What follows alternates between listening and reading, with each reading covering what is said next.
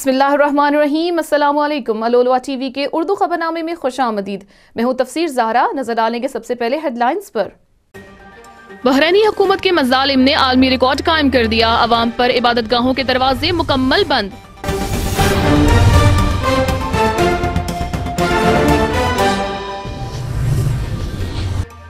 मगरबी दबाव के बावजूद ईरान का बैलिस्टिक मिसाइल तजर्बा कामयाब।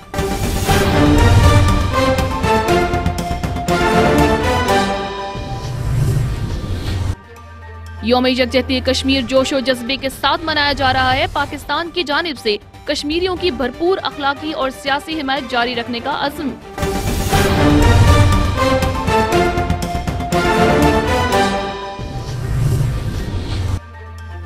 जंगी जनून में मुब्तला भारत ने अपने दिफाई बजट में 10% इजाफे का ऐलान कर दिया।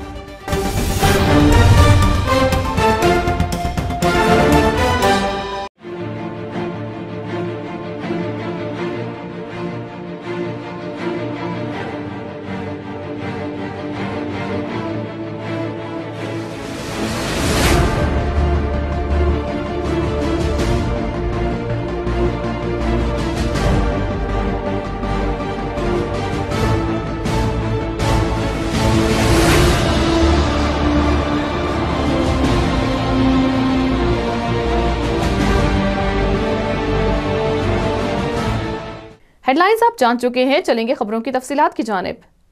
बहरैनी हुक्काम की जानिब से नमाज जुमा पर पाबंदी को 29 हफ्ते बीत गए। बहरैनी आवाम के इंसानी और जमहूरी हकूक़ की पामाली के लिए एहतजाज जारी। मज़ीद तफसीलात जानेंगे रदा बतूल की इस रिपोर्ट में। बहरैनी हुकूमत ने गुज़श्ता 29 हफ्तों से नमाज जुमा पर पाबंदी बरकरार रख के मजहबी आज़ादी पर पाबंदियों का एक नया रिकॉर्ड कायम कर दिया है। 7 माह कबल बहरैनी कायद शेख ईसा कासिम की शहरियत मनसूखी के फैसले के बाद से लेकर अब तक अदराज शहर का मुहासरा जारी है। सिक्योरिटी फोर्सेस ने नमाजियों के शहर में दाखिले समेत मस्जिद इमाम सादिक में मरकजी नमाज जुमा पर भी पाबंदी आयद कर रखी है। बहरैनी बादशाहत के खुद साख्ता कवानीन, इंसानी हकूक और मजहबी आज़ादियों पर पाबंदी के तर्ज अमल के खिलाफ बहरैनी अवाम अरसे दराज से सरापा एहतजाज हैं। जुमे को भी अदराज शहर, नवीदरात, सितरा, अलबिलादुल कदीम समेत दीगर इलाकों में भरपूर मुजाहरे करते हुए हुकूमती पॉलिसियों के खिलाफ शदीद एहतजाज किया गया। मुजाहिरीन ने इस मौका पर नमाज जुमा और दीगर मजहबी इबादात पर पाबंदी के खात्मे और मजहबी और इंसानी हकूक की खिलाफ वर्जियां बंद करने का मुतालबा किया है। जमीयतुल विफाक और जमीयत उलमा बहरैन ने हुकूमत को खबरदार किया है कि इस तरह के जालिमाना इक़दामात से अवाम की आवाज़ को जिस कदर दबाया जाएगा उसी कदर मुज़ाहमत ज्यादा होगी। रदा बतूल, अल-उलवा टीवी। बहरैन के मारूफ आलिम दीन सैयद अब्दुल्ला अल-गरैफी ने कहा कि शेख ईसा कासिम जैसी पाकबाज, मुत्तकी और दयानतदार शख्सियत को दी जाने वाली खुम्स की रकूम पर मनी लॉन्ड्रिंग जैसे हुकूमती इल्जामात बहुत बड़ा जुल्म और ज्यादती है। अगर हुकूमत बहरैन ने इन बेहुदा किस्म के इल्जामात को वापस न लिया तो इसके इंतहाई संगीन और तबाहकुन नताइज बरामद हो सकते हैं। जुमे के दिन अल्लामा अब्दुल्ला अल-गरैफी ने गुफ्तगू करते हुए कहा कि इस किस्म के हुकूमती घटिया इल्जामात शेख ईसा कासिम जैसी अजीम ईमानदार शख्सियत को दागदार नहीं कर सकते। उन्होंने हुकूमत को खबरदार किया कि वो ऐसे ओछे हथकंडों से बाज आ जाए और ये मत भूले कि पूरी मिल्लत बहरैन शेख ईसा कासिम के दिफा के लिए अपने सरों पर कफन बांध चुकी है और वो मरते दम तक अपनी अजीम क़यादत का हर सूरत दिफा करेगी। उनका कहना है कि सेहूनी गासिब हुकूमत फलस्तीनियों को अपनी ही सरजमीन में मकानात तामीर करने की ममानत पर तुली हुई है, जबकि फलस्तीन की 1000 एकड़ जमीन पर बिला जवाज कब्जा करके सेहूनी आबादकारी की जा रही है। उन्होंने मजीद कहा कि सेहूनी हुकूमत फलस्तीनी शहरियों को अपनी सरजमीन से बेदखल कर रही है और भारी मिकदार में टैक्स आयद करके मुसलमानों को तंग किया जा रहा है। मस्जिदुल अक्सा के खतीब के मुताबिक सेहूनी हुकूमत बैतुल मुकद्दस के तारीखी ढांचे को भी बर्बाद करने पर तुली हुई है। मस्जिदुल अक्सा के खतीब ने बैतुल मुकद्दस में सेहूनी बस्तियां तामीर करने के लिए फलस्तीनियों की जमीनों को गस्ब किए जाने के इकदामात का जिक्र करते हुए कहा कि सेहूनी हुकूमत के इस किस्म के इकदामात के खतरनाक नताइज बरामद होंगे। बहरैनी वज़ीर ख़ारजा शेख खालिद अहमद आल खलीफा पाकिस्तान का 3 रोज़ा दौरा करेंगे। दौरे के दौरान वज़ीर आज़म पाकिस्तान और दीगर हुकाम से मुलाकात करेंगे। बहरैन में पाकिस्तान के सफीर जावेद मलिक के मुताबिक बहरैनी वजीर खारजा शेख खालिद अहमद आल खलीफा 5 से 7 फरवरी तक पाकिस्तान का 3 रोजा दौरा करेंगे। वो अपने दौरे के दौरान पाकिस्तानी वजीर आजम मियां नवाज शरीफ, मुशीर खारजा सरताज अजीज और वजीर आजम के मावन बराए खारजा अमूर तारिक फातमी से मुलाकात करेंगे। بحرین کے وزیر خارجہ کے ہمراہ ایک اعلیٰ سطح کا سرکاری وفد بھی ہوگا جس میں بحرین کے شاہی خاندان کے اراکین بھی شامل ہوں گے۔ بحرینی وزیر خارجہ اس کے وفد کے دورے کے دوران دونوں ملکوں کے درمیان تمام شعبوں میں تعاون کے حوالے سے فریم ورک کی تیاری پر غور کیا جائے گا۔ پاکستانی سفیر کے مطابق دونوں اطراف کی وزارت خارجہ کے تعاون سے پہلا مشترکہ وزارتی کمیشن 6 فروری 2017 کو منعقد ہوگا۔ یہ مشترکہ وزارتی کمیشن دو طرفہ سفارتی، اقتصادی، تجارتی، دفاعی اور ثقافتی تعلقات کو پاکستان اور بحرین کے درمیان فروغ دینے کے لیے مفاہمتی یادداشتوں پر دستخط کرے گا۔ عراق میں دہشت گرد گروہ داعش کے گرد گھیرا تنگ کیا جا رہا ہے۔ دہشت گردوں کے عراق سے فرار کے راستے بھی مسدود ہوتے جا رہے ہیں۔ عراقی افواج اور عوامی رضاکار فورسز نے داعش کے خلاف اپنے موصل آپریشن کو جاری رکھتے ہوئے شام جانے والا واحد راستہ بھی بند کر دیا ہے، جس کے ساتھ ہی داعش کے ٹھکانوں کا محاصرہ بھی مکمل ہو چکا ہے۔ تفصیلات کے مطابق عوامی رضاکار فورس حشد الشعبی کے کمانڈر علی الحمدانی نے تصدیق کرتے ہوئے کہا ہے کہ داعش کے لیے شام جانے والے راستے پہلے ہی بند کر دیے گئے تھے، لیکن ایک راستہ ہنوز کھلا تھا۔ عراقی فورسز نے اب تمام راستوں کو بند کر کے داعش کا محاصرہ کر لیا ہے۔ انہوں نے کہا کہ اب شامی سرحد پر عراقی فورسز کا کنٹرول ہو چکا ہے، اب داعش کے جنگجو کہیں نہیں جا سکتے۔ حشد الشعبی کے جنگجوؤں نے عین التلاوی گاؤں اور علاقے کی ایک اہم پہاڑی کو بھی داعش سے آزاد کرا لیا ہے۔ یمنی انقلابی فورسز کے بحیرہ احمر میں موجود سعودی عرب اور متحدہ عرب امارات کے فوجی ٹریننگ سینٹر پر میزائل حملے کے نتیجے میں کم سے کم 80 فوجی ہلاک اور 100 زخمی ہو گئے۔ مذکورہ فوجی ٹریننگ سینٹر پر میزائل حملے کے نتیجے میں کم سے کم 80 فوجی ہلاک اور 100 سے زائد زخمی ہو گئے۔ یمنی انقلابی فوج کا کہنا ہے کہ میزائل حملے میں ذکر نامی جزیرے کو نشانہ بنایا گیا، جو ٹھیک نشانے پر جا لگا۔ فوجی حکام کا یہ بھی کہنا ہے کہ ذکر نامی جزیرے میں آل سعود کے اتحادی افواج کو تربیت دی جا رہی تھی اور اسی علاقے سے یمن کے نہتے عوام پر حملے بھی کیے جا رہے تھے۔ یمنی ذرائع کے مطابق میزائل حملے میں ہلاک ہونے والوں کا تعلق سوڈانی جنگجو سے بتایا جاتا ہے، جو کہ سعودی اتحاد کے لیے کرائے کے فوجی کا کردار ادا کر رہے تھے، جبکہ یمنی انقلابی فوج نے جنوبی سعودی عرب کے جیزان میں واقع آل سعود کے اتحادی فوجی علاقے الفریزہ پر حملہ کر کے 6 بختربند گاڑیاں تباہ کر دیں، اور دوسری طرف سعودی اپاچی ہیلی کاپٹر نے طرفہ نامی جزیرے پر اندھا دھند شیلنگ کر کے یمن کے متعدد بے گناہ عام شہریوں کو خاک و خون میں غلطہ کر دیا ہے۔ واضح رہے کہ گزشتہ روز بھی آل سعود کے جنگی طیاروں نے یمن کے مختلف علاقوں پر بمباری کی، جس کی وجہ سے کئی بے گناہ شہریوں کو جانی اور مالی نقصانات برداشت کرنا پڑے۔ سعودی جنگی جہازوں کی یمن پر بمباری کی وجہ سے اب تک ہزاروں یمنی شہید ہو چکے ہیں۔ اسرائیلی حکام نے کہا ہے کہ حزب اللہ تنظیم ان کے لیے سب سے بڑے خطرے میں تبدیل ہو چکی ہے۔ اسرائیلی حکام نے اعتراف کیا ہے کہ حزب اللہ تنظیم اس کے لیے سب سے بڑے خطرے میں تبدیل ہو چکی ہے۔ حزب اللہ کے پاس جدید ترین ہتھیار اسرائیل کے کونے کونے کو نشانہ بنا سکتے ہیں۔ عرب ممالک کو تگنی کا ناچ نچانے والی صہیونی حکومت اس بات کا کئی بار اعتراف کر چکی ہے کہ اسرائیل کو اگر کسی سے خطرہ درپیش ہو سکتا ہے تو وہ صرف اور صرف حزب اللہ لبنان ہے۔ انسٹیٹیوٹ آف سیکیورٹیز اسٹڈیز نے اپنے سالانہ رپورٹ میں حزب اللہ لبنان کی طاقت میں روز افزا اضافے کی طرف اشارہ کرتے ہوئے کہا ہے کہ لبنان کی حزب اللہ تنظیم نے اسرائیل کے ایرانی خطرے کو بھی پیچھے چھوڑ دیا ہے اور اسرائیل کے لیے سب سے بڑا خطرہ بن گئی ہے۔ یاد رہے کہ گزشتہ سال صہیونی حکومت نے اپنی رپورٹ میں ایران کو اسرائیل کے لیے سب سے بڑا خطرہ قرار دیا تھا، جس کی اصل وجہ حزب اللہ کی شام کی جنگ میں شرکت ہے۔ رپورٹ میں کہا گیا ہے کہ اسرائیل کے عسکری حکام کے مطابق گزشتہ 1 سال کے دوران اسلامی مزاحمتی تحریک حزب اللہ کے عسکری حکام اب میزائلوں کے اعداد و شمار کی بجائے ان کی صلاحیت بڑھانے کے بارے میں غور و فکر کر رہے ہیں۔ حزب اللہ کے پاس آج بہترین اور جدید ترین ہتھیار موجود ہیں جو اسرائیل کے کونے کونے کو نشانہ بنا سکتے ہیں۔ حزب اللہ اب صہیونیوں کے فضائی حملوں کے ریڈار کے ذریعے سے دفاع کرنے کی پوزیشن میں بھی ہے۔ حزب اللہ آج اپنی میزائل ٹیکنالوجی سے لیس کشتیوں کے ذریعے اسرائیل کے سمندری حملوں کو بھی روک سکتا ہے، اور حزب اللہ نے گزشتہ سال کے دوران جن جنگی صلاحیتوں میں اضافہ کرنے میں کامیابی حاصل کی ہے، اس کے تحت اسرائیل کی بڑی فوج کا بخوبی مقابلہ بھی کر سکتی ہے۔ ملکی دفاع کے لیے ایرانی میزائل قائم ون تجربہ کامیاب، ایران پر مزید امریکی پابندیاں عائد کر دی گئی ہیں۔ اس حوالے سے دیکھتے ہیں فدق زہرا کی رپورٹ۔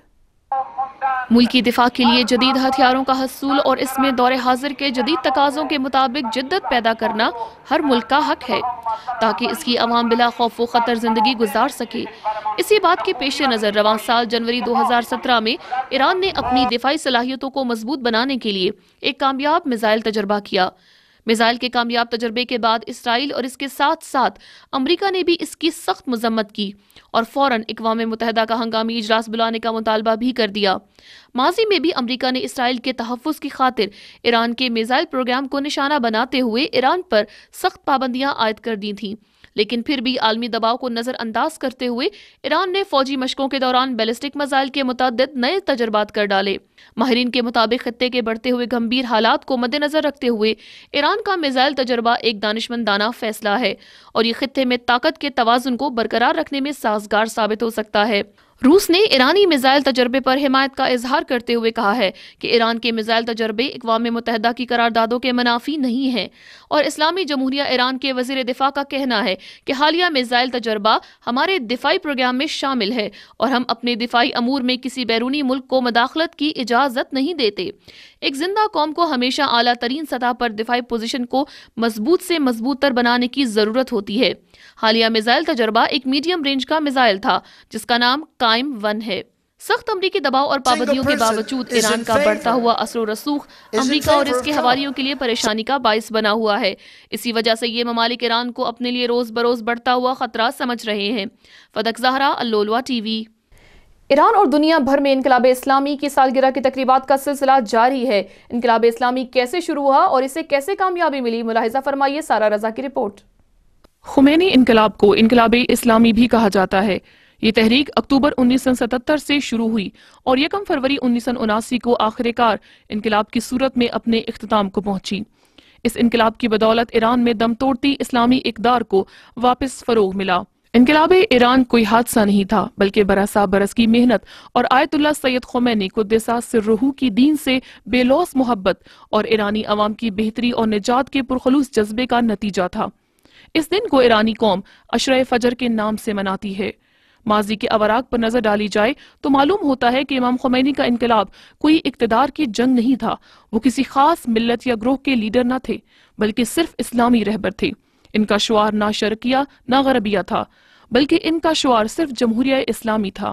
رضا شاہ پہلوی کے ڈکٹیٹرشپ رویے اور ظالمانہ اقدامات نے ایرانی عوام پر عرصہ حیات تنگ کر رکھا تھا اور ملک میں سیکولرزم کا چرچا تھا اور رفتہ رفتہ اسلامی اقدار کو ختم کیا جا رہا تھا۔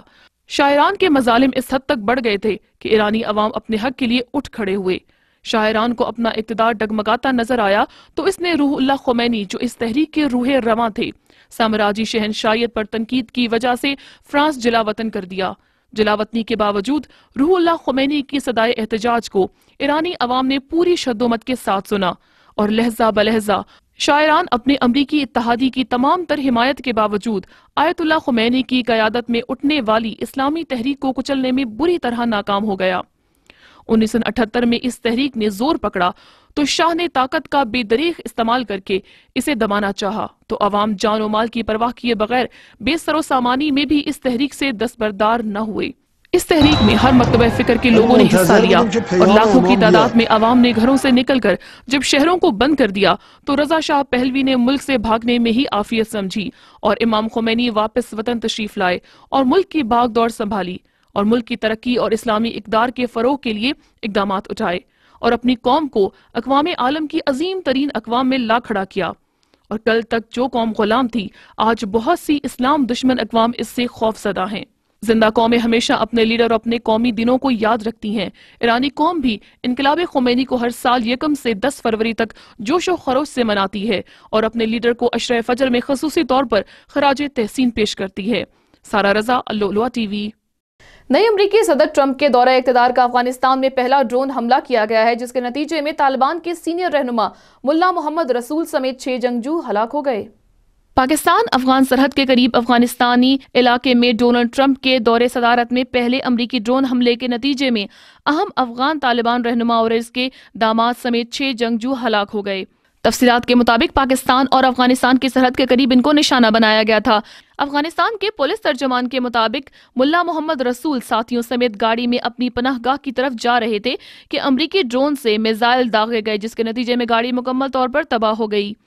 5 فروری کو یوم یکجہتی کشمیر منانے کا مقصد مظلوم کشمیری عوام کی لازوال قربانیوں کو عقیدت پیش کر کے بین الاقوامی برادری کو اس کی ذمہ داریوں کی جانب متوجہ کرنا ہے۔ اس حوالے سے مزید جانتے ہیں آزاد کشمیر سے ہمارے نمائندے آفاق اوان کی یہ رپورٹ۔